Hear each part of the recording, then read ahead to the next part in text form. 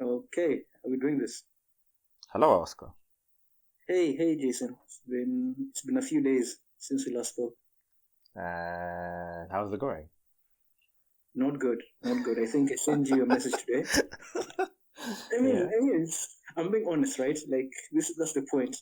Mm-hmm. So, man, being alone is not easy for me. I think I've told you before. Like before coming to Japan, like not even before coming to Japan, I've never actually been alone in my life. I mean, as a kid, I was always with my family, and then when I was 11, I went to boarding school, right? But I Mm-hmm. was in boarding school with my brother, and we had friends around, right? And of course, I was homesick. You know, you're 11, you're in boarding school away from mom and dad, and I would cry nights. And can you remind the people where this is at? In case This people is don't know. Kenya. This is Kenya, and I was in a school called Kenya Academy, which was like between Nairobi, okay, between Athi River and Machakos, which are like two Wait, small you towns were literally in in the Kenya. middle of nowhere. Yeah, literally, like, let me tell you how far in the middle of nowhere my school was. Think about this, Jason. Behind my school was a mountain called, not even, it was a fucking hill, a big fucking hill with big boulders on top. It was called Kenya Hill. Mm-hmm. And every morning, we didn't have toilets in the dormitories. The toilets were latrines outside of the dormitories, right? So you had to leave the dormitory and go outside, take a piss, take a shit, right? This is And like, every morning, sorry. yeah, This is like 90s, 2000s, right? this was 2006 for me, Okay, right? 2006. Okay. So you are, like every morning I'm going, like, I wake up, brush my teeth, put on my school uniform, go outside, take a piss, and as I'm taking a piss, I'm looking up at this mountain because the sun is rising on the other side of this mountain. So it's like this mountain is blocking the sunrise, and I keep imagining on the other side of that hill isn't the sun, it's mom and dad. Because to go back to home, back to Nairobi City, back to Karen, you'll have to drive past the hill. Hmm. So it was really, I hated waking up and looking at the mountain. It made me both happy and very sad at the same time. That that sounds melancholy. Is the word that comes Yeah, that's to that's the word I mind. was looking for. That was the word I was Melancholy. looking for. And honestly, you are pretty much living my nightmare because one of the things that my dad used to scare me with at the Mm-hmm. time, whenever I used to misbehave and be cheeky as the last born in my family, Mm-hmm. he used to be like, "Yeah, keep playing games. We'll send you to boarding school." And then I'll be like, "I'm sorry, Dad. I'll listen. I'll listen. I promise." Fuck. Because Let me. I Uh, had all my cousins who were around my mm-hmm. age were all in boarding school, and they used Mm-hmm. to tell me nightmares about like what it's like to go through boarding school in like the 844 system, which is the Kenyan system in like Yeah. in Nairobi and Mombasa. So I was just like, no, I cannot go to boarding school. Yeah, I mean, like, the thing for me was like when I was a kid, before, like, when I was really young, I fell in love with Harry Potter, right? Like most kids, I guess, my age. Wait, what? You fell in love with her? I did not know this actually. I mean, I loved Harry Potter since I was like fucking 7, 8 years old. I was reading Harry Potter books, right? You have never mentioned this even I've once never before. Never. really. I think you Okay, told okay. me you read the books, but you never mentioned that you actually like were like a really, really deep fan. I was a hardcore fan, bro. Let me tell you. Okay, now I'm speaking tangentially here. So what happened is when I was a kid, my mom was a heavy reader. My mom has always been a big reader, right? Uh-huh. So she got me Harry Potter and the Philosopher's Stone, the first Harry Potter book. And I was really young. Wasn't it called the I was, Sorcerer's Stone? no, that's the American version. So Harry Potter has two publishers. There's Scholastic and Bloomsbury. Bloomsbury is the British publisher. So Uh, Bloomsbury called the first book Harry Potter and the Philosopher's Stone. When it was published the second time in America, it was called Harry Potter and the Sorcerer's Stone in America. I think I had Philosopher's Stone. Actually, you're right. Okay, Yeah. continue. Anyway, so like I got this book when I was really young. I was maybe 7 years old, 8 years old, and I was looking at it like, fuck, I can't read this. I want a comic book. I want Superman. I can't read this fucking shit. But Right. Yeah. but then I remember, like, eventually I started like picking apart like a paragraph a day, just going slow, right? Let me just see what happens. And I fell in love with the story, bro. I fell in love with the story. And I started buying all these Harry Potter books. And what happened is I had this image in my head. Like, kids imagine bullshit, right? Uh-huh. I was like, maybe, just maybe, if I go to boarding school, I'll have the same adventures Harry Potter has. Of course, minus the magic, of course, right? So You didn't even think about like the magic. You could be a wizard. I don't know, something like that. no, I wasn't thinking about the magic. I knew there was no magic, but I was imagining just the adventure. Just the adventure, right? Right. So I insisted to my parents, like, Mom, Dad, I want to go to boys' school. I want to go to boys' school. And of course, I was really young when I first said that. I was maybe like 9 or something. Of course, they wouldn't let me go to boys' school. I'm 9. So when I was 11, my dad was a banker, right? And he was loaning money to the Kenya Academy so they could expand the school, right? Oh wow. So Okay. my dad, being a smart guy, he was like, "Hey, fuck it. I'm loaning this school money. I trust this school. I'm gonna take my son there. I'm gonna take my sons there." So me and Patrick, I'm 11. Patrick was 9. We both went to boarding school together. And Bro, you are literally in the middle of nowhere, man. Damn. bro, let me tell you how fucked up it was. I remember how on the first day we made friends. One guy was like, I remember the friends we made, me and Patrick made. One guy was called Emmanuel. The other guy was called Andrew.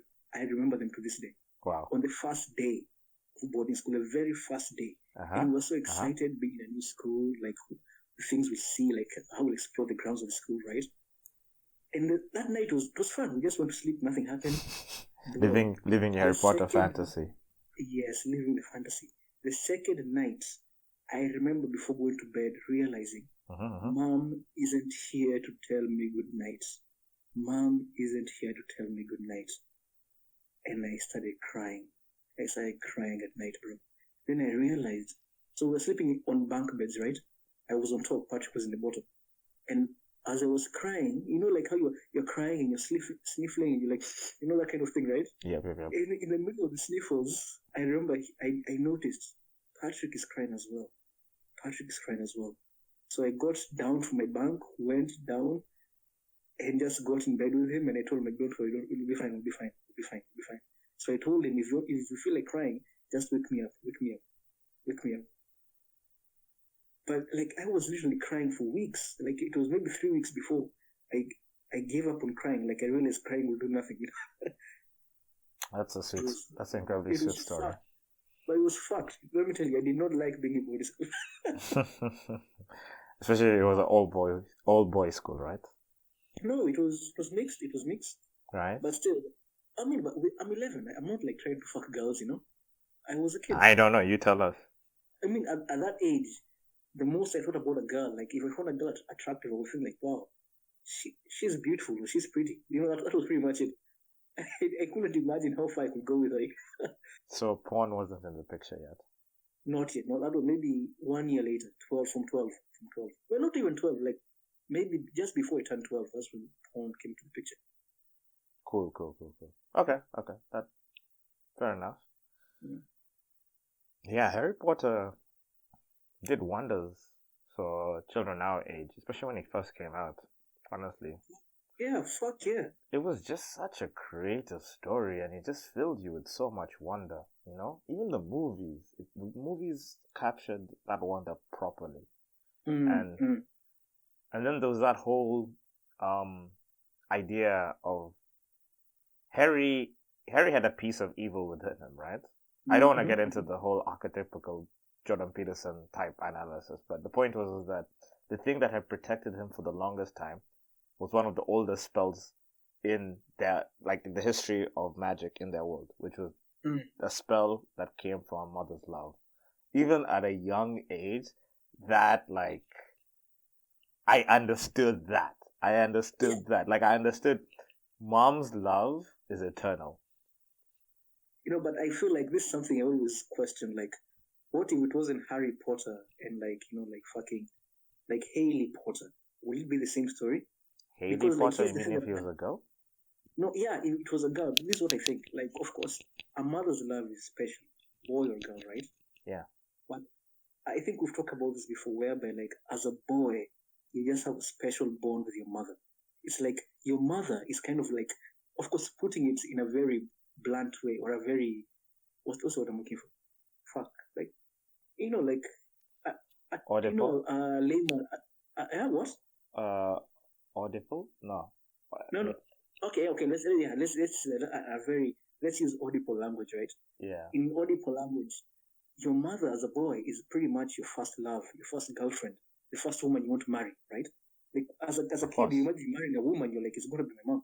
you It's want gonna to be my marry mom. mom, and some Yeah, it's like I know who like I know girls who feel the same way about their fathers. Definitely, exactly. it's But like I'm you, going you to never marry thought, dad. It's yeah, you never thought I want to marry dad. Like I want, you think about this. Even as a kid, there's no point in time when you thought I want to have friends who are like my dad, right? no, But you've thought many times, like at least for me, when I was really young, where we think like if I have a girlfriend or a wife, I want them to be like my mom. yeah. Your Yeah, mom is definitely that model, that first model of like the opposite sex that you have, exactly. and that And, influences how you see the world, how you see the opposite sex, for sure. and there's this funny thing I read, and I've never read much about Freud. I've never read Freud's work, but I was reading Freud. Ernest Becker's book's Denial of Death, and he Uh-huh. was talking about a piece of Freud's work where Freud was claiming that as a boy, as a child, an infant basically, when you see your mother's vagina for the first time, it traumatizes you because it makes you realize there's a piece of her that's missing, and it's like you have that piece of her. That piece that is missing from her on you. I don't know if That's that makes any sense. a bit creepy. We're getting And, into the Oedipus I'm just saying, I don't complex a know. I bit don't know. here, but let's I continue. just read this excerpt. This is a small excerpt from Freud's work that's in Denial of Death. And I Right, was right, like, right. what? It took me aback, like, what? But then I was actually, so now that I have a daughter, I'm imagining, is it possible that the reverse can happen with Raha? If Freud was correct with this assumption, is it possible that the reverse can happen on Raha, whereby Raha, if I'm like in Japan, parents and kids go to the bath together, right? Yeah, especially when they're young. Well, when you're young, Exactly. it's like it's fine. You Yeah, showered so your kid. I'm with Raha, we're like she's like 5, whatever. And she for the first time, maybe not for the first time, but she points out like, Dad, like you have a penis or you have something between your legs. Where's mine? Where's mine? You know, The like mom first. doesn't have one, but you have one. Like why don't we have one? Why don't mom and I have one? Oh, do you want to tell people who Ra is? Raha is my 10-month-old goddess. That's what Raha is. Baby. She's the god. She's Baby. the goddess in my life. Yeah, she's a goddess. I mean, here's the thing. I mean, we say baby, that's the language you use, but like, you have your baby, man, and you see, like, if you don't believe in God, having a child might just convince you that God is real. Especially just the moment after their birth, you might just be convinced that God is real. I have no idea what you're talking about, but Oh, hopefully one day let, I let, will. let me explain further. Like, I think I've told you this before, Like, whereby, I understand what you are saying, but I mm-hmm, obviously I can't empathize because I haven't been through that mm, experience. mm, yeah, like, exactly. Like, even for me, like, before Raha was born, when she was just in Yumiko's belly, in Yumiko's womb, right? Hmm. I always used to imagine how things will be when we are both in the operating room and watching a birth occur, right? Right. Continue. Hmm. And that's pretty much what I was doing, right? Uh-huh. Until I had this a popping sound. Okay, so this what happens, right? So the nurses and doctor tell Yumiko, breathe, breathe, breathe, and like Yumiko is screaming, my wife is screaming like, I can't do it, it's too painful, I can't do it, and she's begging me, please, let it stop, And Uh-huh. there's a moment whereby like I was being hard, I wasn't even telling Yumiko anything, I was just holding her hand and looking at the doctors, and she was breathing and crying and begging to make it stop, make it stop. And there was one moment whereby I noticed Yumiko, she understood the flow, how to let her breath move, right?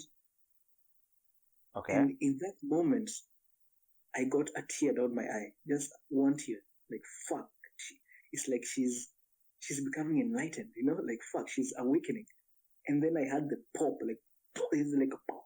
There's that fucking sound of pop, and that's when you hear. And when I had that, bro, I cried more than she was crying when she was, she was in pain. Yeah, Oscar, you're being useful right there. Being useful. Being incredibly useful. Letting Yumiko do all the work. Yeah, exactly. I was just holding a hand. Literally just Little holding girl her. holding your hand. I can imagine she wanted to like rip your face off in those Ah, moments. fuck you. Fuck you. Like, Oscar, what are you? Look at what you've done to me. Yeah, what have you done to me? What have Why did you you fuck done me? to me? Why did they let you come in me? Why did you let you come in me? Yeah, I could imagine. I'm gonna ask somebody who's given birth. Actually, have I ever asked my mom? No, I've never asked my mom this. But Yeah, it's a I have like one or two friends. So I've asked them about it. What is it mm-hmm. actually like? You know, because we've all heard someone say it, whether it's like a family member or like heard it on TV or on the radio or something like that, from media or something, right?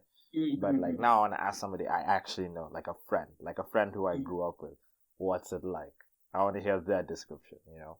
Mm-hmm. You should, man. Man, it's fuck. One day it's gonna happen to you, man. And when it happens, you'll see what I'm talking. Like it's both facts, and it's like I actually have this picture of Yumiko, like when she was in labor.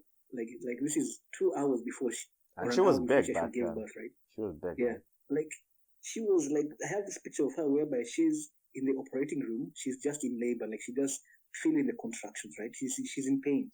After every few minutes, a surge of pain goes to her, right? And I have this picture of Himiko whereby she's just kneeling on the bed and she's closed her eyes and it's like she's meditating. And I call her Yumiko, Yumiko, and she can't even hear me. She's in so much pain that she doesn't know what is happening around her. And I have this picture of her. There's a famous story about the guy who he first started giving this was back in the 1800s. I need to look up the details, but so this doctor famously changed the way we deliver babies like forever, right? He gave one of the royal families, I forget which European country it was, chloroform. So there was a woman in the royal family who was giving birth and gave her chloroform, and it was such a successful birth that they named that first. The baby was a girl, right? They named her Anastasia, and that's where actually the name Anastasia started getting used. Is it Russia? Is it Russia? Maybe it was probably I'm not sure, but it was like if it's not a European country, it was definitely Russia, and from then onwards, it was like it was almost standard for like women to get like chloroform. You know, there were people who were against it at the time. They said like you're going against the will of God. They should go through according natural. To Wikipedia, the name is of Greek origin, coming from the Greek word anastasis. I don't know pronounce it, meaning resurrection. Meaning it is a popular name in Eastern Europe, particularly Russia, where it is the most used name for decades until 2008, when it was taken when its place was taken by the name Sophia. Sophia is more popular. So up until 2008, it was the most commonly used female name in Russia. That's very interesting. That's very interesting. Also, guys, take my story with a grain of salt. I probably got all of the details wrong. The general story is right. Yeah. So you and I, we're not researchers, man. We're not researchers. Exactly. We're just going off of we're normal people. Internet addicts. We're just internet addicts. Pretty much. So you were telling me about your last few days. Yeah, and I was saying like the loneliness has been bad. Like I said, like I haven't been alone ever, you know. And now I find myself lonely for the second time this year. After Yimiko gave birth in December last year, she remained in Osaka with her parents for 2 months. And I was alone for 2 months, and then I was also pretty fucked up. And I thought I got over it, right? Like it's just something that you learn to get used to. But now that it's happening again, I find myself in the same boat whereby I'm not shitting you, bro. I'm having suicidal thoughts. Last night, I couldn't sleep. Like I got into bed at 11:30, right? And I couldn't sleep.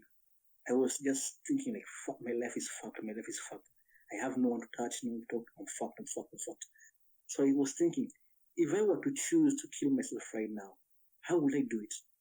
I was actually considering seriously. Then, through all this consideration, I discovered a website. Website is called lostallhope.com. Lostallhope.com. Yes. And this website, it gives you information and statistics on suicide. And there is this funny list. It's a really interesting list. So the list is from 1 to 28, ranked from 1 to 28, with method name, lethality, in percentage of how likely you are to die with this method, the amount of time in minutes that you are expected to die with this method, and the agony on a scale of 1 to 100. 1 being the lowest, 100 being the highest, right? And what do you think is the most likely way to die if you're going to commit suicide? Overdose on drugs, medication. So, overdose on drugs is number 21 out of 28. What the fuck? Yep. People have romanticized slitting their throat, not the throat, their wrists. The wrist is number 28 out of 28. Okay, jumping off a balcony, high place. Jumping, hold on, let me check. Oh, that's number 7 out of 48. Shooting yourself in the head? Shotgun to the head, number 1. Shotgun to the head. Okay. I didn't want to be right about this, but I'm happy I'm right. Yeah, but then I kept thinking, like, hey, if I'm gonna kill myself, if you come home and find like your wife or your friend has killed himself, at least you'll find their body intact, right? Can you imagine coming home and finding your wife's head on the wall? Can you imagine? Like, Head? their brains are just on the wall. Her brain matter is splattered on the wall, literally. Bro, and you see like her face caved in, like the face that you used to kiss. Dude, it'll be like literally PTSD for the rest of your life. I literally looked up images on shotgun to the head on Google. I've seen them too. I've seen videos. Horrifying. It's like I never want to see anyone I know. Can you imagine that? So like cutting your wrists is you're more likely to fail and to succeed. But if you're going to do it, I think that's the best way. So when they come and find you, at least everything else is intact. So except your what's wrists. the agony scale? It's on a 0 to 100. Yes. So for cutting your wrist, it's 71. 71. This is actually very interesting. Wait. The highest. Set yourself on fire. 95. Set yourself on fire. Let me see. That's number 12, but agony is 95. Agony is 95. That's the highest. Agony is 95. For the people who are out there trying to kill themselves, please don't set yourself on fire. There's better ways to go. Actually, don't kill. No, so here's the thing. Have you seen that video or the image of the Buddhist monk in Vietnam that burned himself to protest the war? Of course. It's very infamous, I guess. I don't know, like, think about this. The monk poured kerosene on himself and just set fire to it. He didn't scream, he didn't do nothing, just kept quiet until he died. Pretty much. Is that because of meditation? What the fuck was up with him? I don't know. Your guess is as best as mine, but I would assume that he had a level of self-control that most people can't even imagine.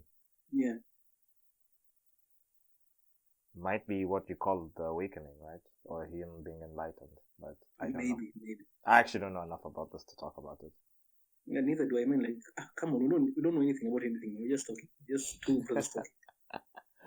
Even if someone brought it up in a bar, I would be like, I don't know, man. That's one of those things. It's like, I guess people would say he's enlightened. That's why he could have done it. Okay, so like actually on this topic, this very topic we're on, like you know nothing, so you'll say anything, right? Yeah. So Kanye West was on Joe Rogan last week, right?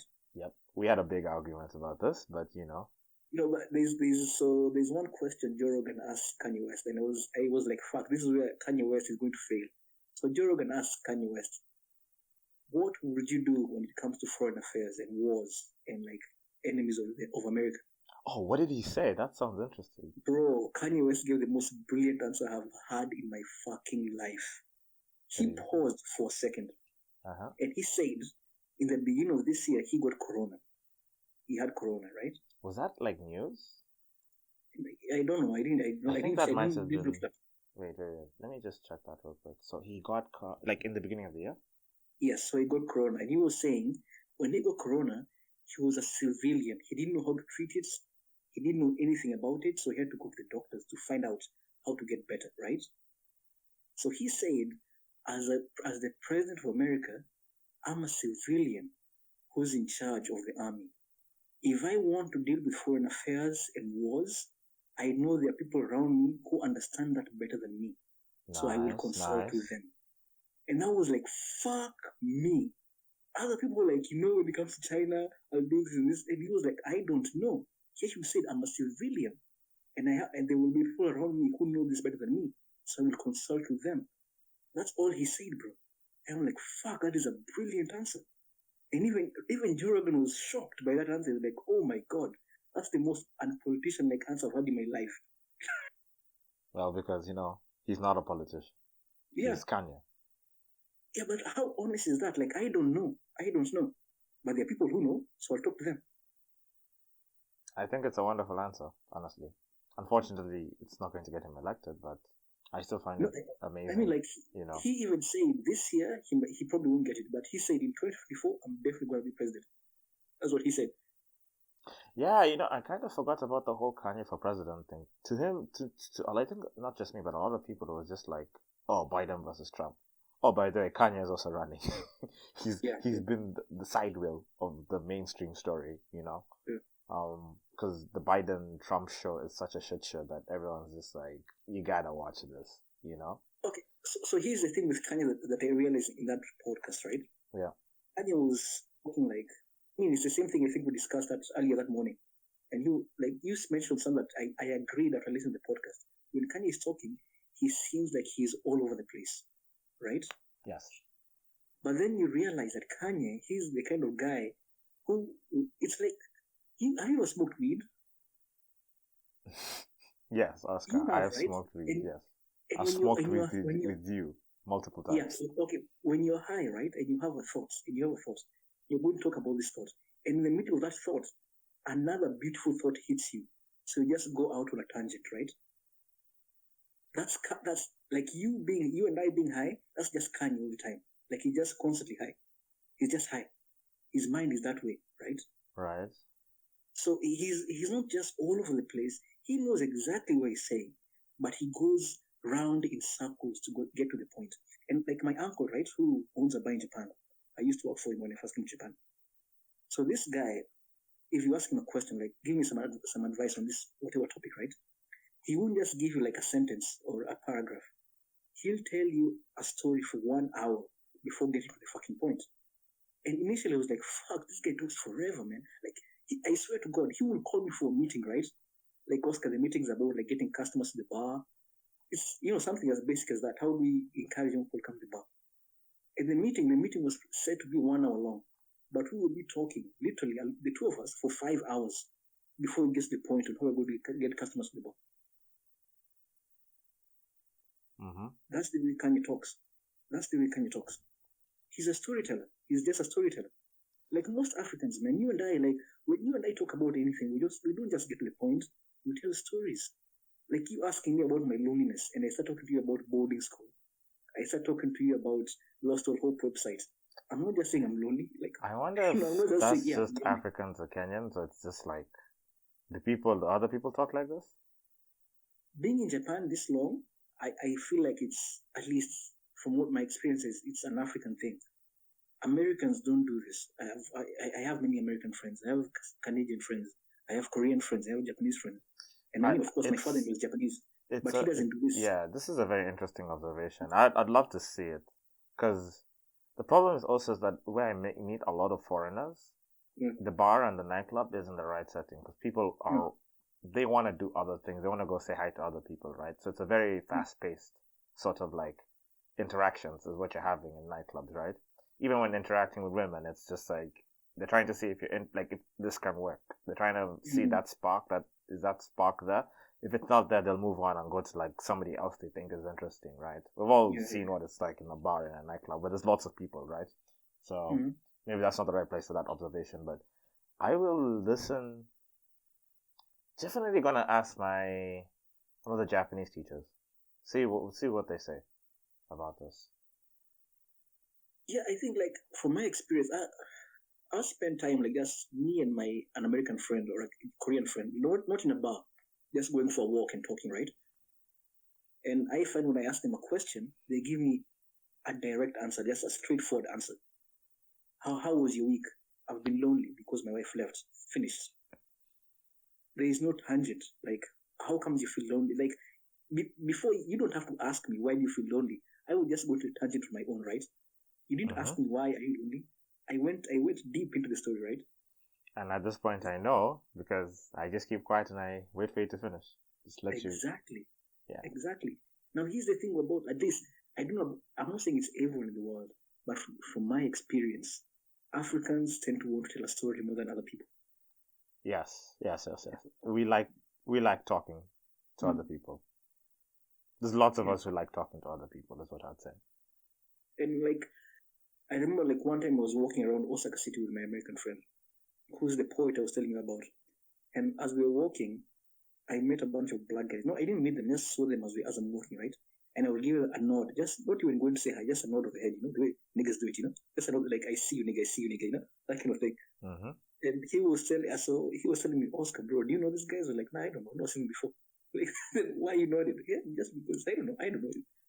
I'm just doing it. I don't know why I'm doing this. Something in me that tells me to do it, And he was telling me, like, as a white guy, when he sees other white people, he will never do that. And I asked him why.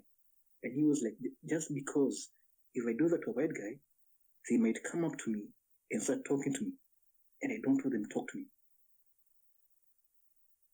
I wasn't expecting that response, but I guess it makes sense to him. But that is just your one friend, to be fair. Yeah, I mean, yes, it's my one friend. It's my one friend. But even on the other end of my other black friends in Japan, when they see other black people, they nod, say what's up, that's it. You don't have to talk, just what's up and go, right? Of course, you have to say sup. You have to show the people we're representing over here too, man. Yeah, what's up? I see you. I feel your challenges. I'm feeling your struggles, brother. Yeah. Wakanda forever. I know it's all that. Yeah. But I've never seen white people doing that. It's funny because Africans can do this to African Americans too, and like we just know. You're right. We just know. And even so, it's funny. Even like when Yumiko was in Kenya, right? She told me like she was in a supermarket once, and she saw a woman, and she knew the woman was Japanese because the woman talked to someone else in Japanese, but she didn't go up to them and talk to them. And I'm like, Yumiko, how many Japanese people do you see in Kenya in a week or even in a month? And you didn't go up and talk to the Japanese people you've seen? That's weird, right? That's fucking weird. No. If you see like another person and you know like they're probably from Kenya, you're going to tell them what's up. Hey, Wajawa, Sama. Exactly. Hey, you have to tell them like last year, just like a day or 2 days after Raha was born, I went out drinking with my brother-in-law, right? Uh-huh. And we went to a club. And we were just drinking, having fun, and I saw a black girl, and I was like, I don't know why, but there's something about this girl, the way she's moving, the way she looks, her face, the way she's acting, it made me think she's Kenyan. Now, from a distance, I couldn't hear her talk, so I couldn't catch her accent, but just from her actions, I assumed she was Kenyan, right? So I walked up to her. I've had a similar experience, actually. Yeah. So I walked up to her, and she was with her friend, and I asked them, like, where are you guys from? And they couldn't really hear me because of the music. So I came in much, I was like, where are you guys from? That kind of thing. Yeah. And the guy was a black man. And he told the guy, like, he's asking us where we're from. And the guy said, I'm from, like, Chicago or something like that, right? All Americans, they all say I'm from America. They say I'm from California. I'm from Chicago, like, California. Like, shut the fuck up. What the fuck is I don't know what that fuck that is. All Americans you've triggered Oscar. Yeah. But now, Oscar, you probably triggered all the Americans. But it's true, but you know what I mean. You know that it's a fact, right? Hey man, anyway, it's about having the love for the state. Don't worry, Americans. Yeah. I got you.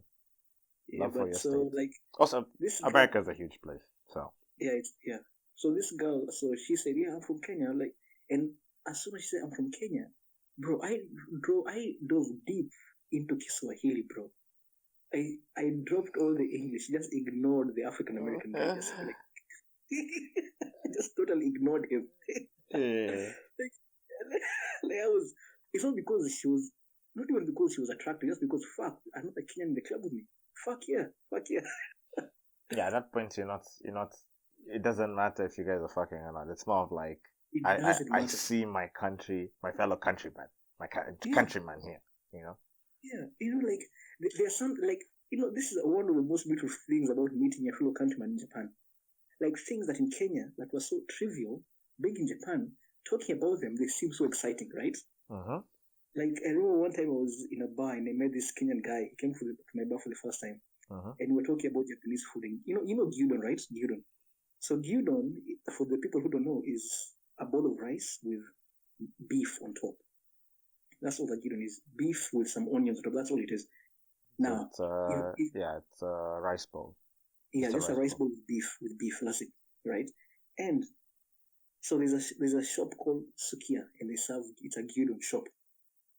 So I was telling this Kenyan guy like whenever I go to Sukiya, I Uh-huh. order the biggest portion of gyudon with cheese on top, Oh my with beef and god. cheese. You And animal. and Jesus. the Kenyan guy was like, fuck yeah, I do the same fucking thing. and then and then I was telling him like, in Kenya, this Japanese food is so good. In Kenya, all Kenyan food has the basic fundamentals: onion and tomatoes. That's the starting point of all Kenyan food. And I remember how, like, when I say that, we started laughing Nyanya hysterically. na kitunguu. Yani, Yeah, that's it. nyanya na kitunguu, onions. Yeah, I mean, Don't forget about nyanya is tomato and kitunguu is onion. don't forget about the royoko, the spices. Royco, yeah, the fucking spice. The only spice Kenyans have Royco. Hey, we have other spices too. I mean that's the one most people use, right? That's the Royco, the cube, that cube that has Royco is actually a bunch of spices put together, right? Yeah, it's prepackaged spices, cooking spices that people use for. I think it's originally for stews, but Kenyans. That's for everything. Kenyans find a way. Let me tell you, Kenyans Kenyans find a way. So we're using it in everything, almost everything. I'll be honest. I even put a little bit. Have you tried that shit on eggs, Oscar? I must have. I just don't remember. Maybe I was really young. Just not a lot. Just put a little bit on eggs, bro. Hey, it smacks you. That taste just smacks you, and hey, just so people would. The usual thing is like salt and black pepper on like a fried egg, right? Whether it's poached or scrambled, doesn't matter. Salt and black pepper is the normal thing. Now you just do salt and royco, just a little bit of royco, not too much. Just pinch, pinch it all around. A little. Kidogo. Bro, you feel like life is alright. Life is alright. It's a slap in the base. Base.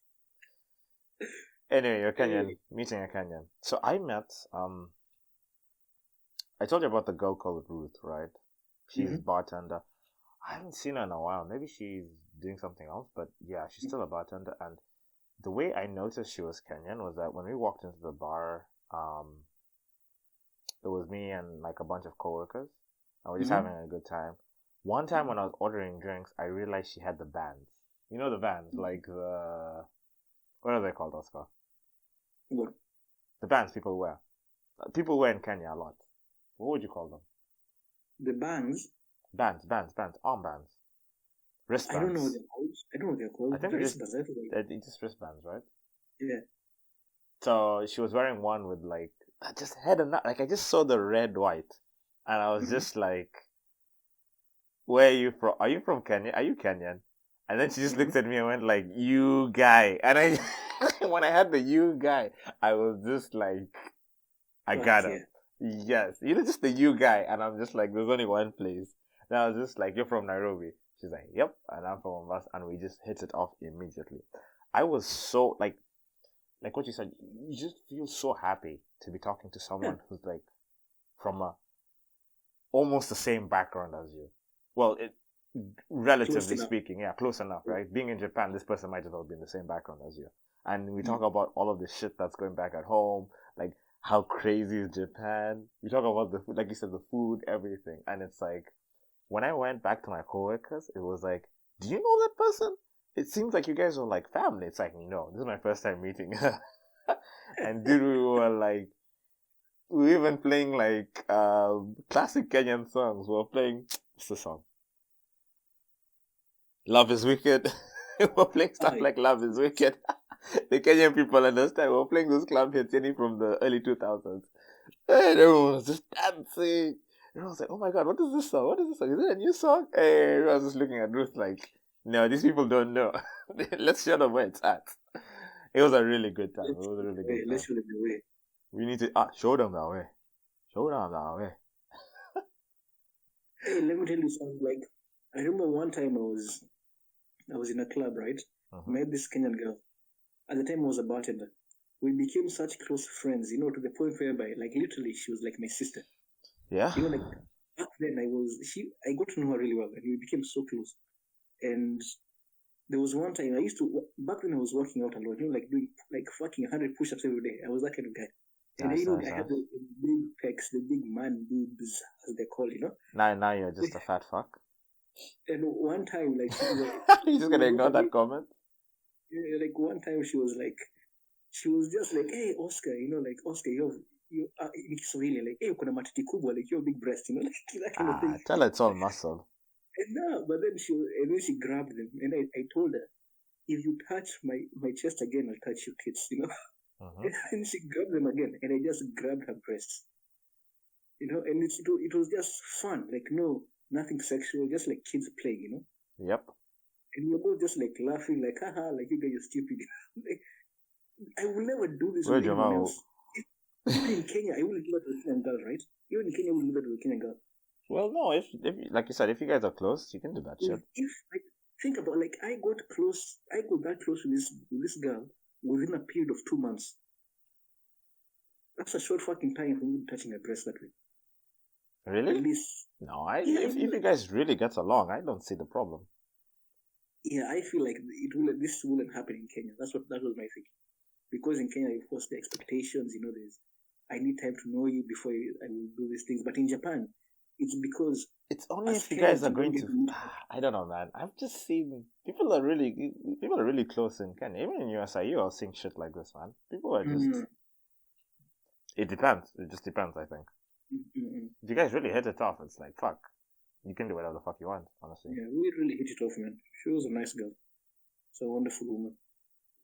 It's she not common, but I don't think it's that unusual. Yeah. Anyway, going to my last few days. Mm-hmm. I was doing really well. Actually, I think I'm still doing really well. And today in the morning, man, like, I woke up in the morning and I was just feeling horrible. I don't even know why, right? And then after feeling horrible, I was just like, I need to go back to sleep, and I can't sleep. So now I'm like semi-frustrated, like not awake and awake at the same time, And then it's just like, all right, you know what? Let me just look at porn and do that one round, and that'll be the send off to sleep, right? Nah. That one round became 2 rounds became 3, and by the time 3 around, it was just like I spent like 1 or 2 hours. It was like I'd wasted time. Yeah. I still couldn't sleep. So now I'm here. I'm forcing myself to do push-ups in the morning to like clean my place and stuff like that, and nothing is fucking working. It just seems like nothing is going right in my morning, and I think many people have that sort of thing in the morning, and it just felt horrible. You guys, it just felt horrible. And I'll add this too. Yesterday, my good class, the class that I usually teach, for people who don't know, we both teach English to Japanese children. So yesterday is supposed to be my easy classes. For some reason, the boys yesterday decided to be a kind of difficult, and they annoyed me. They kind of annoyed me. They annoyed me not that much, but they annoyed me just enough, right? To make me go like, fuck this, fuck this class today. And I sort of carried that home, but having that with the morning, so that coupled with the morning I had, I was not looking forward to going to work at all. Literally, I was just like, if I can't even like cleaning my room, cleaning my house is a problem, I imagine going out and like teaching these kids. It was just like, nothing was adding up. And I was just like, oh my god, today is like literally one of the worst days I've had in a while, Because usually it's like, I feel like me and you have been making progress. I was like, getting a routine. We've been doing our best. Writing. Yeah, I think we've been doing our best, Okay, maybe not like 100% our best. I'll talk for myself. Maybe not 100% all the time, but this effort and there's a little bit of consistency that's actually showing on, specifically on my part. I'm starting to see a pattern. I'm like, okay, Jayson, it's that 1% every day. 1%, like maybe even 1%, 0.5% better every day. I'm starting to actually see it. And for me to have a day like this, it scared me because I was just like, oh, this is the fall. This is where I go back to being, the old me. And now all of that, like small consistency and momentum goes into nothingness, right? And, I didn't even add the context of, so yesterday, I met this wonderful girl on Omegle. Literally, like, just a beautiful soul. And I'll say this now, she's like 14 or 15. Jesus. Don't say it online. The fuck? No, it was just we just had a conversation. But, like, she has a mental illness, right? She has, like, social phobias and stuff like that. And because of, like, those social phobias, she has had to go through, like, a little bit more, not a little bit more, but more than what people her age have to experience. And she's tried to, like, I shouldn't be saying this, but, like, as long as I don't say her name, it'll be fine. So she's tried to, like, commit suicide, right? And a lot of the things she talked about are all things we have talked about before. That's how I was able to, like, instantly connect with what the hell she was talking about. And I was just, like, telling her all the time. I was just like, how are you 14 and 15 and, like, have this much appreciation for life, being able to understand the importance of cleaning your room and stuff like that, Yeah, but and I'm just like, it goes back to what we were saying. We keep saying this thing whereby, like, I don't know if I've told you this. I read this quote somewhere whereby, like, it says, knowledge. No, sorry, what is it? Like, experience gives you knowledge, but suffering gives you wisdom. It's funny because, experience gives you knowledge, suffering gives you wisdom. I confuse it. I'll make an anime reference real quick. Yes, guys, I am an anime. I'm one of those degenerate people. Anyway, point is. Yeah, you're fucking degenerate. You jack off your what the fuck? Something wrong with you. I'll say, yeah, I love hentai too. Blah, blah, blah. Whatever. The usual. So, Naruto.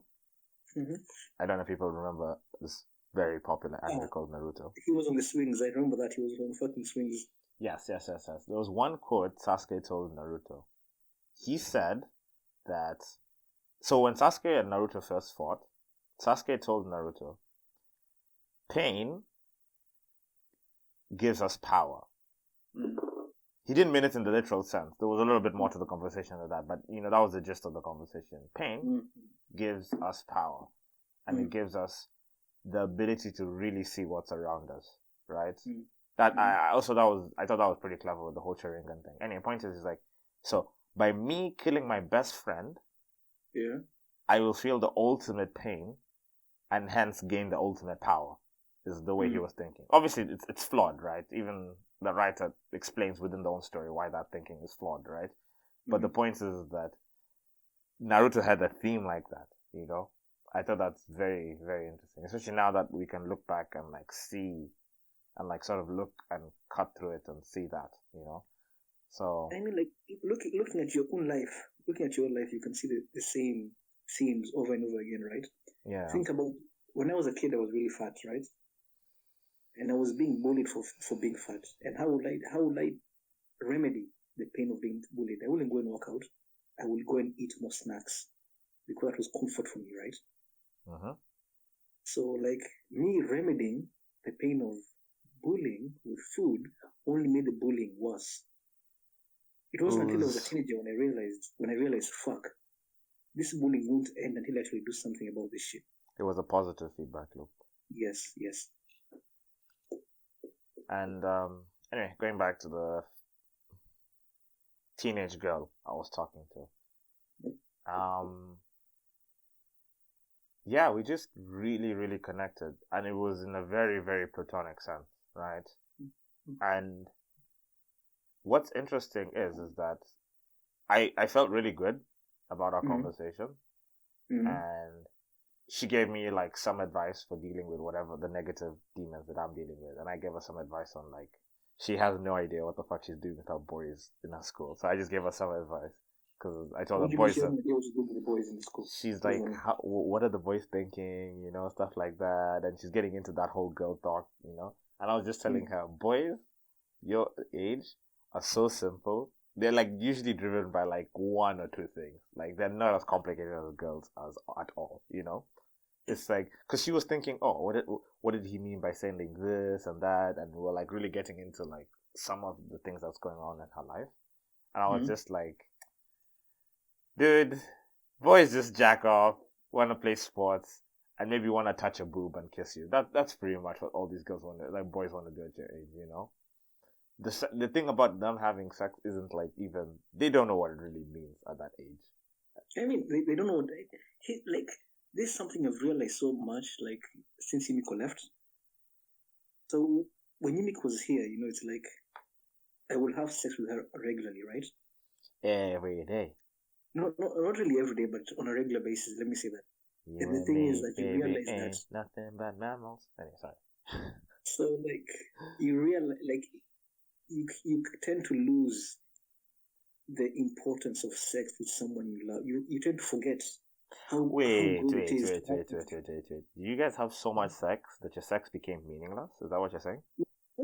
Not meaningless, but I can say that you tend to like. Let me give a better explanation. What I mean is, when I'm having sex with my wife 2, 3 times, 4 times a week, start looking at other women and saying, "Fuck, I would like to fuck that woman," right? But when my wife is gone and I see a sexy woman, the only thing I think is that she's sexy. But I'm not really thinking I want to fuck her because I'm like, okay, she's sexy, but if I fuck, it's going to be awkward. It won't be as comfortable as I feel when I'm having sex with Yumiko, right? Because Yumiko knows exactly what you want. And not even that. Because with Yumiko, I can just be me when I'm having sex, right? I don't have to think about the best position. Okay. I don't have to think about like, should I use Dutch talk or not? Should I? It's yeah, like when you're having sex with that stranger, it's like you guys are both doing a dance, and you might not necessarily what dance you're kind of doing, right? So she might be trying to do the salsa, you're doing a weird hip hop dance, and it's all exactly. Yeah, but right? as you guys try and do it, you do eventually get on the same frequency.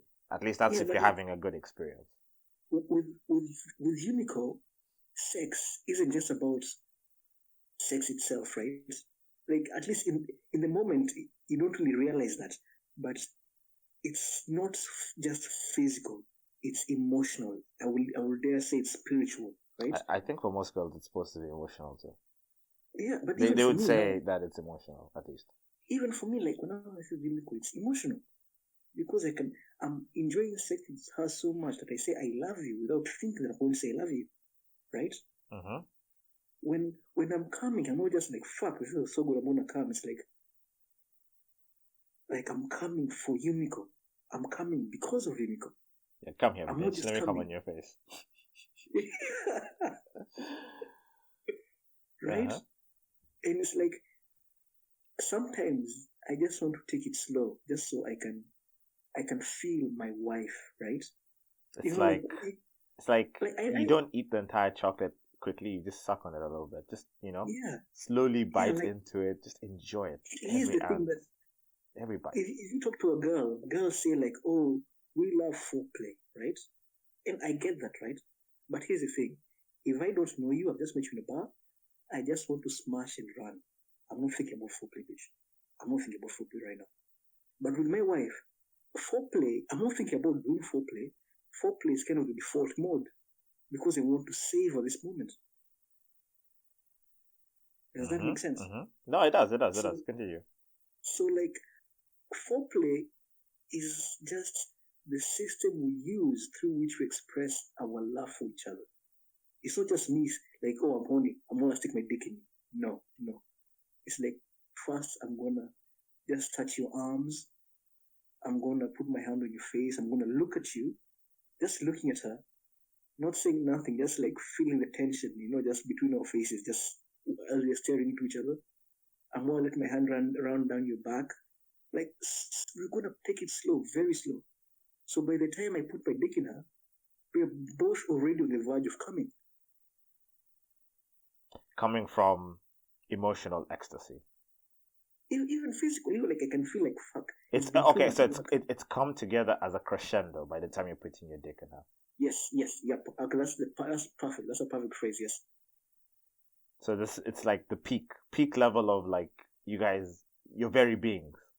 Like you guys are connected through ecstasy with the physical, the emotional, everything, spiritual. Yes. And now it's like Everything connected. Everything came together. you guys are intertwined as like souls and spirits. Yes. Yes. And then you come. Yeah. And then there's a huge explosion of energy. Yeah. And come. Just come. That's true. Don't forget about that. That's so important. Yeah. Come here, bitch. Let me come on your face. Okay. So okay. So what made me happy? So I was very happy to talk to this girl in the moment. Again, I'll be very specific, guys. This was very platonic conversation. Like literally, we're just talking about our lives. It wasn't like sexual or anything like that, you know. And I realized that I have not talked to somebody like this, that isn't Oscar specifically, in a long while. Like up until now, I have learned, the past year was me just learning how to deal with my loneliness and my semi addiction to porn, right? Oh, like, you know, PMO specifically. And I have found a system that kind of works. But when I talk to her, and after I finished talking to her, like I was hit with like a wave of like loneliness because I was reminded, hey, the way I'm living isn't the way I'm supposed to be living. You know? Exactly. I got reminded, hey, I'm supposed to have people around me who I can talk to like this, maybe not on a daily basis, but on a regular basis, you know? And right now, I have nobody. So all that shit, it just smacked me right in the face, you know? Like all of that weight that I was like, it's almost like you've piled all these books in a shelf, like you've remade your whole library, right? You have multiple bookshelves, and like almost like in a cartoonish, like Tom and Jerry, Looney Tunes type fashion, something happens, and now all of the bookshelves just come smashing right on top of your face. You know, the bookshelves all just fall over on top of you, and it's like, fuck, now I have to start from ground one all over again, right? Like literally, it's funny that conversation really made me introspective, and I even meditated after, and I felt sad. Like I just felt the loneliness just felt so clear and evident in that very moment. Like it felt like I was in a fog, and it's just like, damn, how did I ever like normalize this? Is what I was thinking, right? And it's only today in the morning when, again, after the horrible morning, I listened to a little bit of motivational speeches, David Goggins and stuff like that. So today's class is much more difficult than yesterday's class. And somewhere along the way, like on the bus ride to my classroom, I was just like, I am going to attack that classroom. Because I swear to God, if that classroom is one of the bad classes, if I have another bad class, I'm legit contemplating quitting the company. Like literally. Yeah. It's like I cannot not emotionally keep up with myself, have a bad class like that, and then have like multiple bad classes in a row. It's like, no, I can't be living like this. It's like, hey, Jayson, you have a problem in this classroom? Fix it. Like, fucking fix it. Like, don't even think about like the history. Don't think about like, hey, maybe I can't do this job or stuff like that. It's like, no, it's simple. You have a problem, fucking fix it. If you don't know how to fix it, ask somebody to help you. Fucking learn. You know, you can learn, is what I was thinking. And I literally just wrote down what are the problems in this class. Who's giving me so much stress? Because like Oscar, we've talked about this before. Some of these kids, you just see them once a month. How can they give you so much stress? Like it's upon us as adults, right? We're like the father figures in that class. We're the male teachers, right? We're the father figures to these kids. There is no way some of these kids should be able to give us stress. All these problems that will last the entire week. Like there's just no fucking way. There's something we're doing wrong. The way we're like the way we're being observant in the class, the way we're attacking that class, right? The way we're experiencing that class, it's all wrong, you know? So I was just like, hey, work smarter, not harder. Don't just go down and shout at these kids. No, actually go and do something. So I went there and I played the money game, you know, the point system where it's like, hey, we're going to make teams. the team, we're playing games, obviously, team games too, right? But specifically, it's like, hey, these are the guidelines for the classroom. Mm-hmm. If you follow them to a T, I am going to reward you with money, money, money, money. And I was very, very aggressive. Like every single point, Mm-hmm.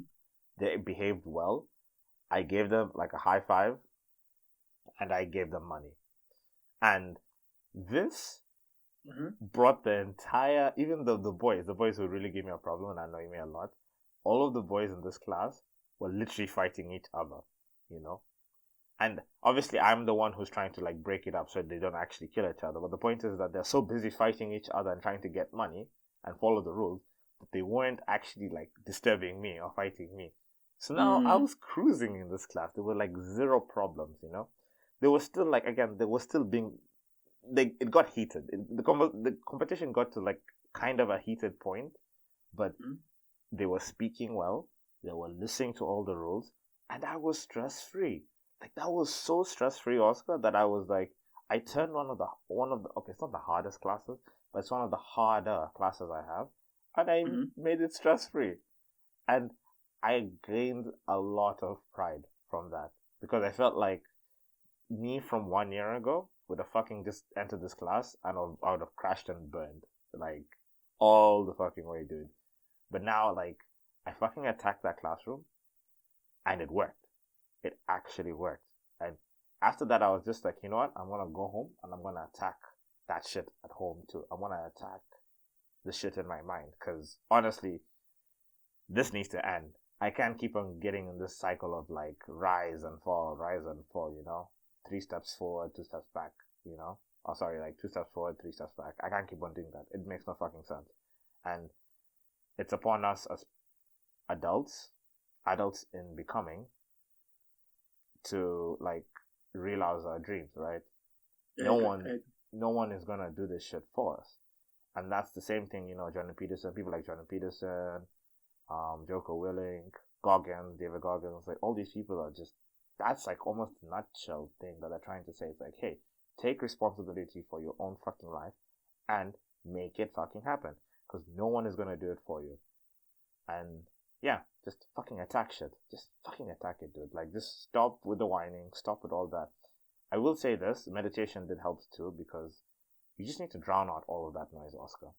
All of the shit of like, oh, I don't want to do this, stuff like that. When people criticize you or diss you or stuff like that, that shit is just noise, man. It's all fucking noise.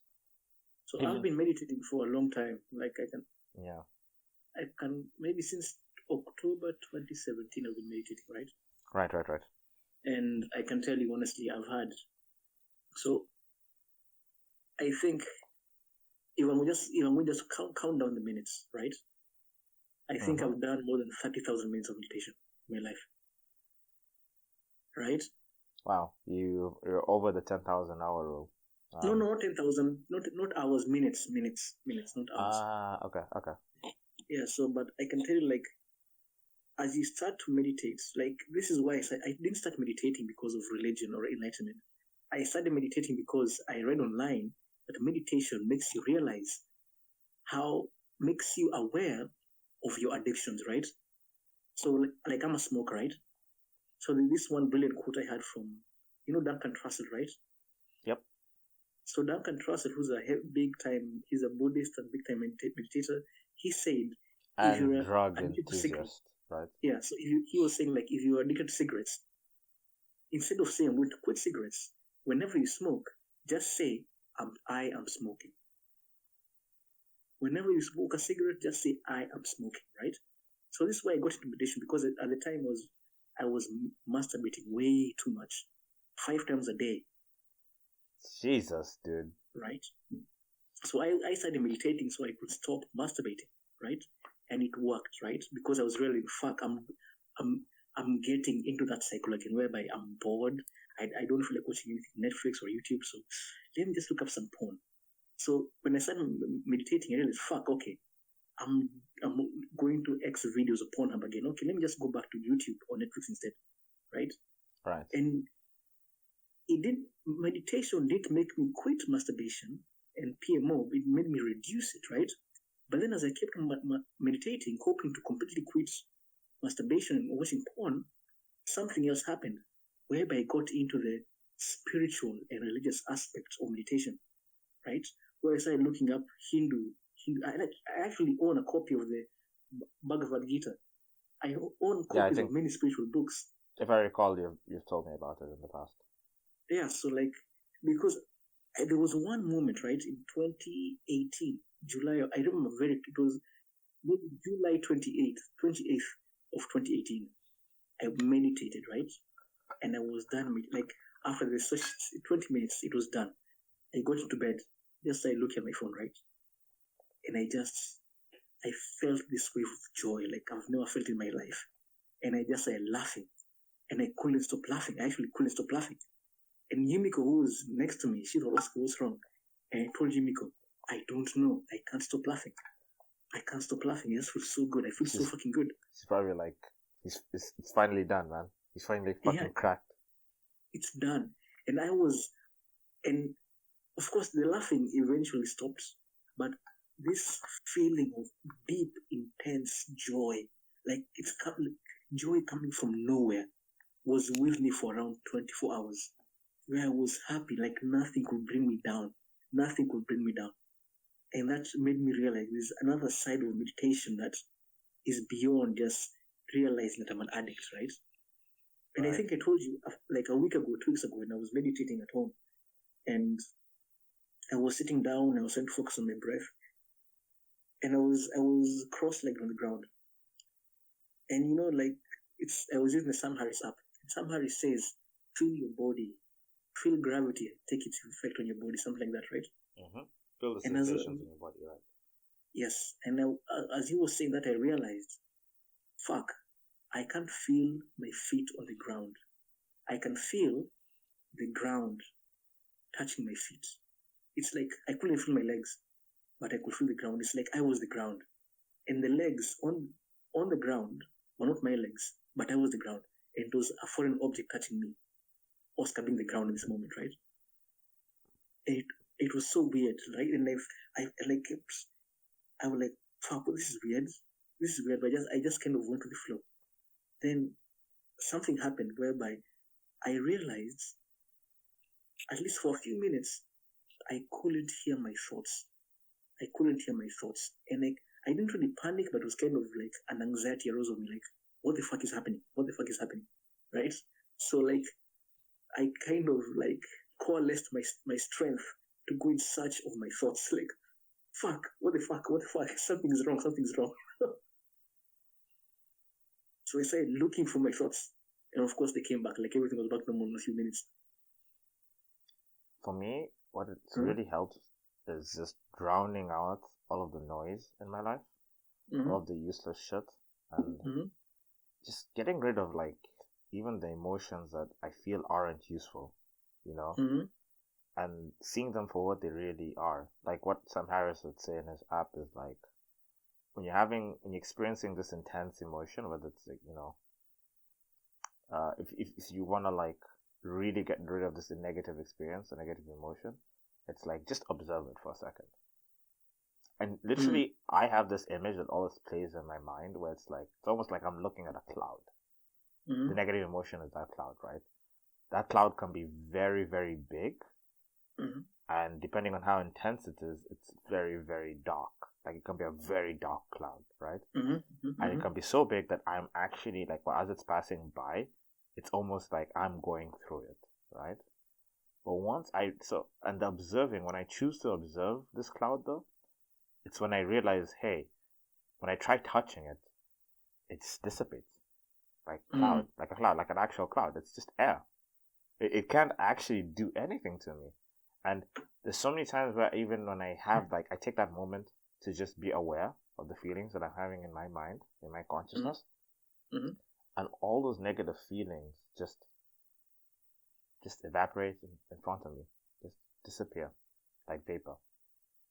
And forever grateful to Sam Harris. It's really helped a lot, like getting rid of like, again, stuff that aren't useful. You know, it's like stuff where it's like you knew what you did wrong, right? Yet your mind still tries to dwindle or dwell on that, replaying that memory over and over again, right? Because, the idea is that, hey, something bad happens, you really take in that memory, you learn from your mistakes, right? Whether you're writing it down or you take mental notes and you go like, hey, this is what I'm going to do in the future so it doesn't happen again, right? That's the whole point of like having bad feelings on something when you do something wrong or when you do something that hurts somebody else or affects somebody else.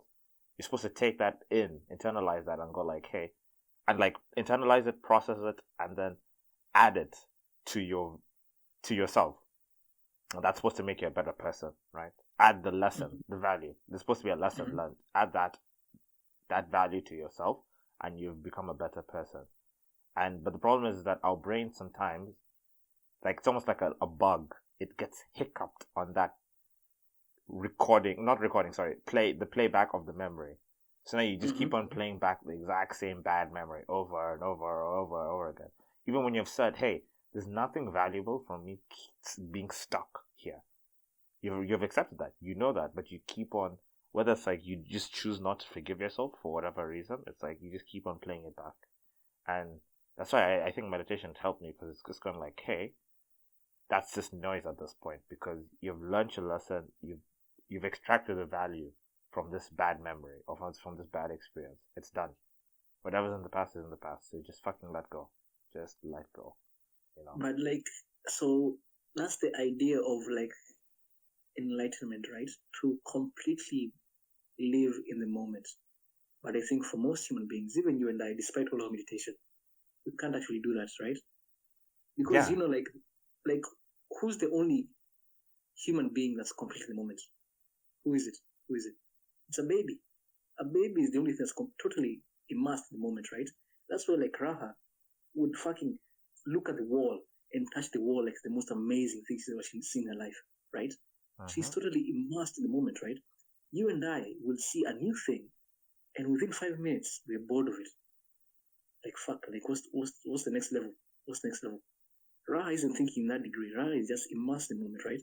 And no matter what you and I try, I'm sure there's a way that someone can be truly enlightened. I'm sure, because I believe that people, I don't know, but I believe that people have actually been achieved enlightenment. And I think if you and I were to meet such people, we will think they were mentally ill. We might actually believe they are mentally ill. Can you imagine you meet an adult who's 25 like you, but he's so immersed in the moment that he's acting like Raha? Would you want to sit down with him and talk? You'd be like, fuck no, this guy is weird. This guy is fucking weird. Right. I can't spend time with this fucking guy. Like, people will think I'm crazy like him. So you like, I guess what meditation does is like, what somebody says, like, focus on your breath. When you realize the thoughts have come in, just be aware of the thoughts. That's it, right? So it's like you're doing a bicep curl with your brain. Okay, so breath. Thought comes, you forget your breath. Oh fuck, the thoughts came in. Back to the breath, right? It's no hate, no anger, no nothing. Okay, fuck, the thoughts came in. Let me go back to the breath again, right? And it's like the point of the meditation isn't to make you like Raha, but to make you realize that there are some habits that your mind is accustomed to, that you have the power of breaking. Right. And it's not like you completely, like even with porn, right, and masturbation, where you are right now, or okay, let me speak for myself. Where I am right now, I am light years away from where I was before. I haven't quit watching porn. I haven't quit masturbating. But now if I masturbate, it's like what?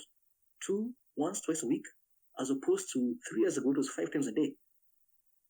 Right? Whereby the habit isn't gone, but I've realized, at least to some degree, I have power over this habit. This habit does not control me.